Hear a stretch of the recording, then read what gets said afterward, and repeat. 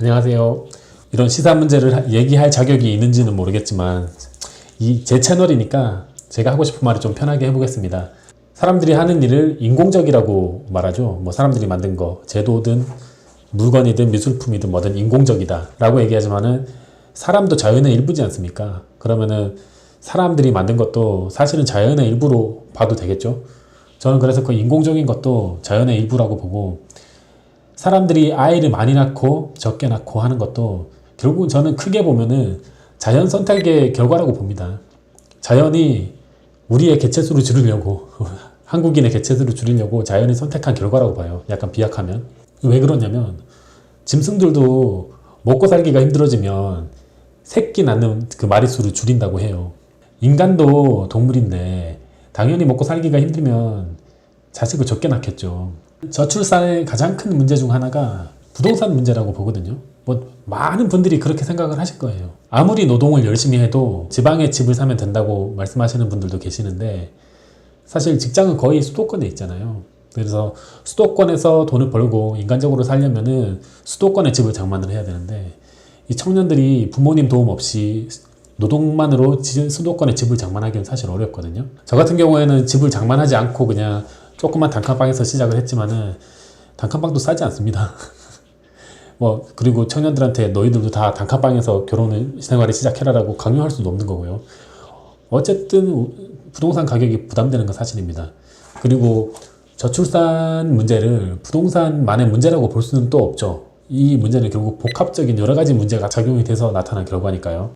노동으로 집을 사기가 어렵다고 말씀을 드렸지만은 사실 노동을 하기도 힘든 세상이 되어가고 있죠.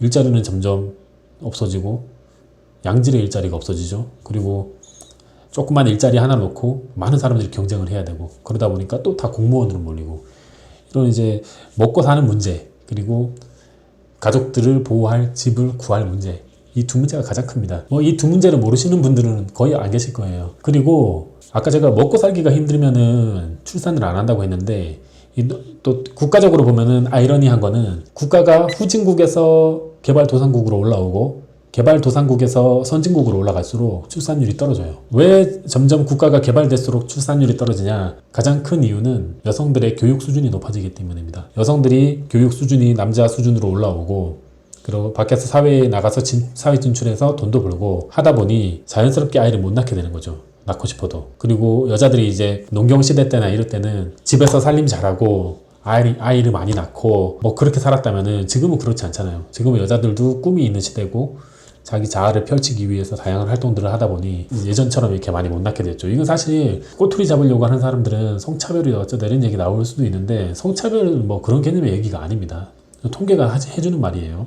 여자도 똑같은 사람이니까 꿈이 있겠죠, 당연히. 그리고 이건 약간 제 편견일 수도 있는데 다른 나라는 어떤지 모르겠어요. 우리나라는 여자분들이 아무래도 남자가 나보다 사회적인 지위가 조금은 높고 수입도 조금 높고 이러길 바라지, 나보다 좀 이렇게 낮은 남자를 만나려는 건 아직은 우리나라에서는 맞지 않는 얘기죠. 아마 그런 점도 작용을 할 거라 봅니다.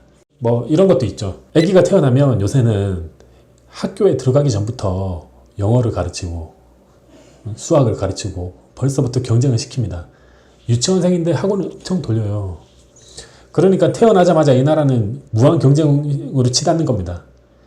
늘 옆집 애랑 비교해야 되고 앞집 애랑 비교해야 되고, 우리 애가 조금만 못하면 뒤처지는 것 같고, 이렇게 경쟁이 치열한데 아이를 키우고 싶습니까? 사실 경쟁이 나쁜 건 아니에요. 나쁜 건 아닌데 우리나라는 조금 변질돼 있죠. 이게 뭐냐면 되게 사람들끼리 스트레스 많이 주는 나라예요. 땅덩어리가 좁은데 인구 밀도는 높죠. 제가 있는 이 동네 같은 경우에는 저희 동의 행정구역의 인구 밀도가 10,000명인가 30,000명인가 기억이 안 나는데 만 단위예요. 오밀조밀하게 모여 산다고요. 그러다 보니 대부분의 스트레스도 이 인간관계에서 옵니다. 뭐 돈 때문에 스트레스가 오실 수도 있지만 그것도 결국 크게 보면 다 뭐 사는 문제잖아요. 잘하면은 잘한다고 바지가랭이 붙잡아서 끌어내리고, 조금 부족하고 못 살면은 못 산다고 뒤에서 손가락질하고. 우리는 북한에는 뭐 5호 감시제라는 게 있죠. 5집끼리 서로 감시시키는 거. 그게 한민족이라 그런지 몰라도 우리도 그런, 누가 시키지도 않았는데 그런 유전자가 있나 봐요. 서로 감시하고 뒤에서 뒷말하고 막 이렇게 깎아내리고, 이게 심하다고요. 그런 치열한 경쟁 사회에 아기를 낳고 싶겠냐고요. 지금 만약에 내가 노예다. 노예라는 표현이 되게 거친 표현이지만은 뭐 요새 이제 젊은 분들이 자포자기하는 심정으로 하는 얘기예요. 나는 노예다. 그런데 내가 아이를 낳으면 그 아이도 노예가 될 게 아니냐. 아니 이 국가에서 너희는 노예가 아니다. 이거 확실히 보여주셔야 돼요. 말로만 아니라. 왜냐면은 만약에 부잣집 애가 가난한 집 아이를 때렸어요. 그러면은 부잣집 애들은 대부분 풀려나잖아요. 맞죠? 형사처벌하는 척하고.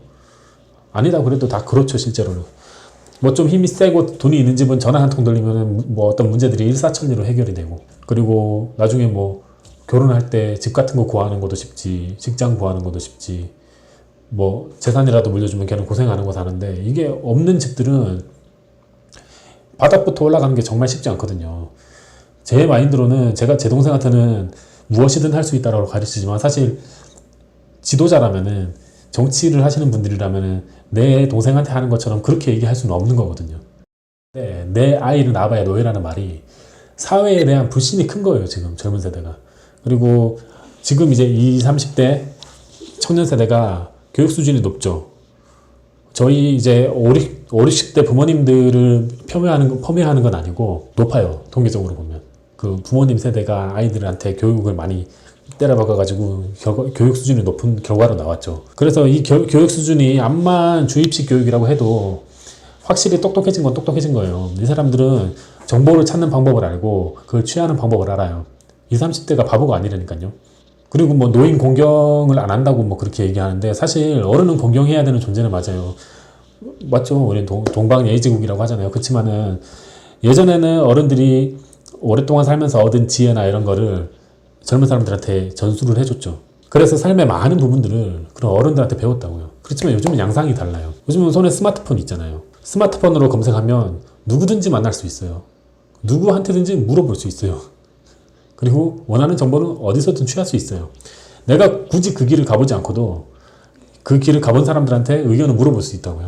이게 엄청 무시무시한 거예요. 그러니까 결국 어른들이 갖고 있던 지혜나 지식, 이런 거를 젊은 사람들이 이제 안 들으려고 하는 이유가 워낙 정보나 이런 거 손에 쥐기가 쉬워졌어요. 그러니까 보는 거예요. 선배 세대들이 아이를 낳았더니 인생이 확 이렇게 되는 게 딱 보이잖아요. 나는 저렇게 되기 싫다는 거예요. 내 아이도 아이지만 내 인생도 인생이니까 내 인생 저렇게 되기 싫다. 그리고 왜 예전에 뭐 출산이든 뭐든 뭐 이렇게 구호, 표어 같은 거 많이 만들었잖아요. 그런 표어 요즘 쓰면 먹힐 것 같아요. 요즘 20, 30대 젊은 사람들한테 먹힐 것 같아요. 안 먹힙니다. 예전에는 그게 먹혔다고 해도 지금 아까 말씀드렸듯이 교육 수준이 높아져서 안 먹혀요. 안 먹히고 자기네들끼리 또 톡으로 이거 표어에 대해서 욕하고 커뮤니티 들어가서 욕하고 막 비판하고 한다고요. 그 표어가 먹힐 리가 없어요. 왜냐면은 지금은 이 지도자들의 의중이 너무 쉽게 탄로나는 세상이에요. 옛날에는 지도자들의 의중을 감추기가 쉬웠죠. 정보 통제도 쉽고. 하지만 지금은 못 숨겨요. 벌써 다 탄로가 나버려요. 그리고 이 똑똑한 세대들이 집단주의보다는 개인주의가 강해요. 개인주의는 저는 나쁘다고 생각 안 합니다. 결국 내 행복을 추구하는 세대인데 집단을 위해서 내 개인의 행복을 희생한다는 걸 납득을 하지 못할 거예요. 그러니까 맨날 젊은 사람들한테 아이 낳아라, 애기 낳아라 등 떠밀어봤자 안 나요. 그리고 어차피 지금 이제 이미 가임기 여성의 숫자가 줄어들고 있어요. 이미 이제 꺾이고 있죠, 숫자가. 그러니까 지금 가임기 여성들이 애를 다 낳아도 이제 안 돼. 이제 못 따라가요, 숫자가. 이제 얼마 후부터는 인구 감소하는 게 기정사실화 될 거예요. 그러니까 어르신들이 오래 사셔가지고 이렇게 전체 인구가 늘어나는 그게 끝나면은 인구가 감소될 거라고요. 그래서 지금 지배계층에서 생각한 게 외국인 노동자 많이 받자, 다문화 가자, 난민들 받자, 이런 얘기들이 나오는데 사실 서민들은 거의 다 싫어하고 있어요. 인터넷 여론 보시면 뭐 우호적인 여론이 거의 없죠. 그렇지만 좋아하는 곳이 재벌들, 그 다음에 정부, 이렇게 이제 사회 지배 계급들이 좋아한다고요. 사회 지배 계급 입장에서는 막말로 노예가 줄어드는 거예요. 노예가 줄어들면 어떻게 되냐? 노예의 몸값이 올라가죠. 수요 공급의 원리에 의해서 당연히, 그쵸? 사람이 귀해지고 사람의 가치가 높아진다면은 서민들한테는 좋은데 이게 지배 계급들한테는 좋지 않은 일이거든요. 그래서 계속 난민을 받자고 언론을 이용해서 선동을 하고 외국인 노동자들 받고 하는데, 이게 문제가 뭐냐? 저도 예전에 강대국의 비밀이라는 책을 제 블로그에서 소개를 드린 적이 있어요. 그러니까 꼭 한민족을 고집할 필요는 없다고 저도 생각합니다. 그리고 어차피 저희가 뭐 한민족인지도 모르겠어요. 이제는 완전 다문화 국가로 가고 있잖아요. 그래서 외국의 훌륭한 사람들을 많이 이민자로 받아서 성장하자는 거는 저도 동의하는데, 문제가 이 난민이나 아니면은 외국인 노동자들, 이 사람들이 교육 수준이 높고 자국에서도 소득 수준이 좀 높고 기술이 있다 이러면 얼마든지 환영이죠, 당연히. 그런데 그런 사람들이 왜 우리나라에 오겠냐고요. 자기 나라에 사는 게 제일 좋죠. 그리고 만약에 외국으로 간다라고 하면 미국, 유럽 이렇게 더 선진적으로 발전한 나라로 가겠죠. 그래서 보면 문제가, 우리나라에 오는 외국인 노동자 이런 인력들을 보면 고학력자나 고급 기술을 가진 사람이 별로 없어요. 거의 저기 밑에 한국 사람들이 기피하는 3D 업종 이쪽에 많이 가 있다고요. 결국 이렇게 될 텐데 밑에 그 3D 업종부터 채우고 이렇게 가는 게 저는 올바른 이민 정책인지 모르겠거든요. 그리고 결국 그 사람들을 많이 받아서 그 사람들의 인구가 우리 사회에서 차지하는 비중을 큰 포션을 차지했을 때 엄청난 사회적인 갈등을 만들 수 있다고요. 유럽에서 어떤 일이 일어나고 있는지 알고 있다고요. 그 특정 종교나 특정 국가 출신들이 멀쩡한 유럽 나라들을 산산조각 내고 있잖아요. 우리나라 그러지 말라는 법 없거든요. 그래서 저는 그 외국인 노동자 난민으로 채우려는 건 너무 근시안적인 생각이 아닌가. 어쨌든 다시 돌아와서 이 저출산은 막을 수 없는 트렌드입니다. 지금 정부 지난 이제 한 10몇 년간 100조가 넘는 돈을 썼다고 하잖아요. 저출산 관련 비용으로. 어디 썼는지 저는 모르겠어요. 제가 혜택 받은 게 있는지 모르겠는데 100조 다 쓰진 않았겠죠.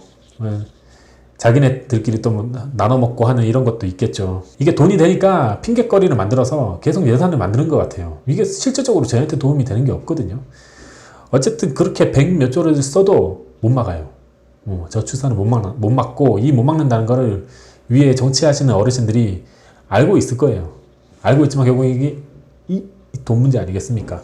만약에 그 저출산 비용을 진짜로 몇백조 쓰는데 어르신들끼리 좀 쪼개먹고 하더라도 진짜로 돈을 쓴다 그러면 그 예산을 차라리 다른 복지 비용으로 쓰고 국방비를 좀 늘리고 최첨단 무기 좀 많이 사고, 그다음에 우리 다음 먹거리 경제 개발하는데 투자하고 이런 데 차라리 쓰는 게 낫다 봐요. 제가 드리고 싶은 그 어르신들, 위에 이제 높으신 데 계신 어르신들한테 드리고 싶은 말씀은, 저출산은 못 막습니다.